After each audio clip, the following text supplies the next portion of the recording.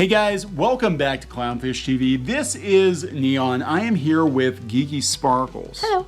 And we're going to talk about the situation with the comic book industry. I did a video the other day talking about Twitter reacting to everybody jumping ship to Substack and crowdfunding, and now mainstream media outlets are picking up on the precarious situation that Marvel and DC find themselves in. They're losing all of their top talent. They're jumping ship. Well, these outlets just want to stay relevant. Could be that too. It could be that. But this was on Screen Rant a couple days ago, talking about how, you know, everybody's leaving Marvel and DC for Substack, for crowdfunding, and what are these companies gonna do? Well, they're gonna do some crazy stuff like Webtoons and Fortnite. I know, when you said that, I was like, what? So we'll talk a little bit about this. We'll talk about why right now the opportunities have never been better for independent comics creators. And if you want to make your own comic, really there is absolutely no reason to even look at working for a Marvel or a DC, because it ain't it. No. You know, and God knows how long these companies are even going to be around in their current form. So let's talk about that. Before we get into it any further, please subscribe for more pop culture news, views, and rants, guys. Over 233,000 subs. Thank you for the support. Greatly appreciate it. We do talk about comics, we talk about animation, talk about movies, whatever interests us that day. And this is kind of a follow-up to that other video. Yeah, because everybody's leaving for Substack. Now, you know, we don't think Substack is going to be a viable long-term solution, because I think getting people to leave print comics for digital comics on a blog is going to be kind of hard. It is. You know? I mean, they're just hoping these people, their names alone are enough to bring people over. And they might be, but... Yeah, I mean, those audiences are different. We've talked about that webcomics readers tend not to be print comics readers and vice versa. Or, you know, people that read webcomics and webtoons are reading manga and not, you know, superhero comics. So those two audiences don't cross over a whole lot. And I think for a lot of comic book collectors and readers, it's going to be kind of weird to be like, let's go to the blog and see your one page you posted in the middle of an article. But a lot of creators are leaving for other things as well. They're leaving for crowdfunding. They're going to Image. They're getting movie deals, animation deals. They're basically any lifeboat they can take to get the hell out of DC and Marvel. Right. They're taking it. And Screen Rant has even noticed. They're like, this could be bad news for DC and Marvel. They were talking about Substack, but this does talk, you know, again, this covers a lot more than just Substack. If it was just Substack, but people were leaving for crowdfunding and independent comics before. Oh yeah, for years. This is just kind of like the kill shot, I think. But yeah, there's an ongoing trend that has been building to a crescendo. What? Recently, one which has been led by... Crescendo's everybody yelling. Yeah, pretty much. Twitter's just batshit. I know, I think it was Mark Millar quit Twitter too. Like, all these comic book artists are quitting Twitter because they know they're going to be canceled. Are they ones that people could control before? They couldn't control them, but I think that they're like, yeah, we're not even going to give you any ammunition. Because sometimes I noticed, it's funny, the ones that would pander to Twitter because they wanted to keep their job are some of the ones that are like, you know, oh, I'm going to jump ship now. And then, you know, oh, everybody's mad at me. So what? There goes my Twitter account. Yeah, I think this is more, I'm going to go be successful and I don't want to hear about it from the peanut gallery. And I think comic book creators... Can't blame them. Yeah, I think they're starting to realize, like, if you're going to get canceled, it's going to be something you said on Twitter. And it might not be something you said recently. It might be something you said 10 years ago. Yes, exactly. You know, we're seeing with Jeopardy right now. They canceled the new host completely because something he said in a podcast like 8 years ago. Yeah, you have to understand, these people literally go pouring through everything you say to try to find the one thing because they don't want you there. And it's absolutely ridiculous. I'm like, go get a job. I'm like, I'm not trying to be a bitch, but go, you know, if you're that productive just trying to get someone canceled, think of what good you could do for the world if you actually applied yourself for something that mattered. Stop being logical. Stop being logical. Anyway, they talked about Substack being a subscription-based platform where writers could send out newsletters. Now they want to get into comics. Again, this isn't just it, though. And it's enticing comics creators by throwing money at them. And it's venture capital, I think. It's going to run out. But it's just the idea that things are so bad in comics right now that the first chance Marvel and DC creators get to leave, they take it. They take it. They're like, oh, a blog or blog company that's only been around for a couple of years, and this is all venture capital, and it could probably disappear in another year or two. Sign me up. Sign me up. Get me the hell off of Batman. Get me the hell off of X-Men. And they are. They're taking all the writers and artists from X-Men, Batman, Spider-Man, all the top titles. You know, that's how bad things are. This isn't like Image Comics where it was actually kind of a lateral move. It's like, oh, we're going to do the same things we were doing for Marvel, except we're going to do them for ourselves, and we're going to still sell to the direct market. This is like, no. These guys are being basically taken out of the direct market. Well, once upon a time, you couldn't get people that were at the top off of a certain thing. They're like, hey, unless their contract's up, they're like, I'm here, I'm staying. Yeah. And now they're just like, see ya.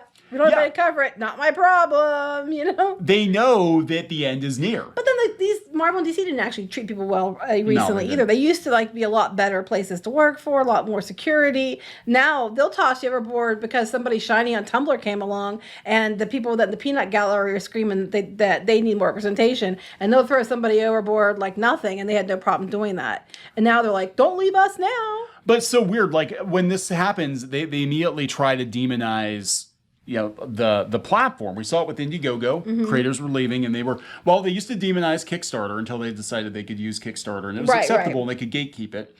And then they tried to gatekeep Indiegogo because some people they didn't like their politics or whatever. They didn't like that. Now they're coming after Substack, and it'll be whatever other platform comes up that basically offers an escape to comic book creators who can get out. The problem is a lot of these creators can't get out. They're stuck in the shitty industry that they made, the problems that they made. Make your bud, you lie in it. You said people getting out and stuff. It's just that these people on like social media and stuff, they all want to scream and vent and push people and everything else, and they want to demand stuff. They don't buy things. And then the Kickstarter and Indiegogo, none of this should be based on politics anyway. No. There shouldn't be, I'm talking on either side. I mean, like if you have gatekeepers on either extreme, that's bullshit. I think this is less about politics and more about using politics to just kind of take out your competition. That's exactly what it's about. Yeah, I don't think it really has, because everybody's like, well, people had differing political opinions for years, and then da-da-da. I'm like, yeah, but what's different? Oh, you're making money and they're not making money. I mean, you can say, oh, Trump was the catalyst. It's like, no. At the end of the day, you're making money. They're not making money, because we saw this before Trump.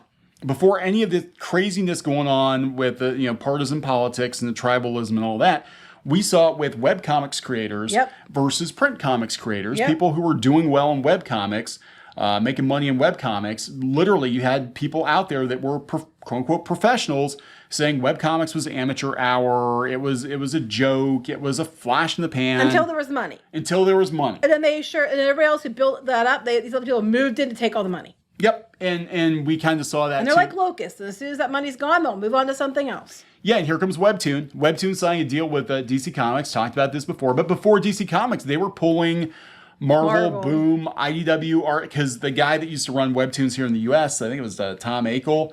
He used to work for Marvel. He used to work for Stan Lee, and he was pulling a bunch of Marvel people over. So they tried this before, and the thing is that those Marvel creators, they couldn't get traction on Webtoon because they weren't making comics for that audience. They were making the wrong kinds of comics. I remember you were at a convention, and it was a big one, and you were a guest too, and so was the other person who was a name and had a book with Webtoons, and you set up being on Webtoon, and they were like one of their featured, and he was being real arrogant, and he was like, oh, me, and then he went and looked and saw how many subs we had at the time compared to how many he had, which we kicked his ass like 10 times over, and then he wouldn't talk to you. Yeah, he got really weird about it, and it's just like, because he said his face is like, oh, and then he stopped talking to you the whole rest of the time. So it was funny. The thing about this though is they're not bringing DC artists over to Webtoons. They're going to hire Korean artists to do the characters. It might be that Papa Warner or Warner Discovery, Warner Disco, they might look at this and be like, yeah, we really don't need all those American. I like Warner Disco. That's a Warner fun name. Disco. I like that.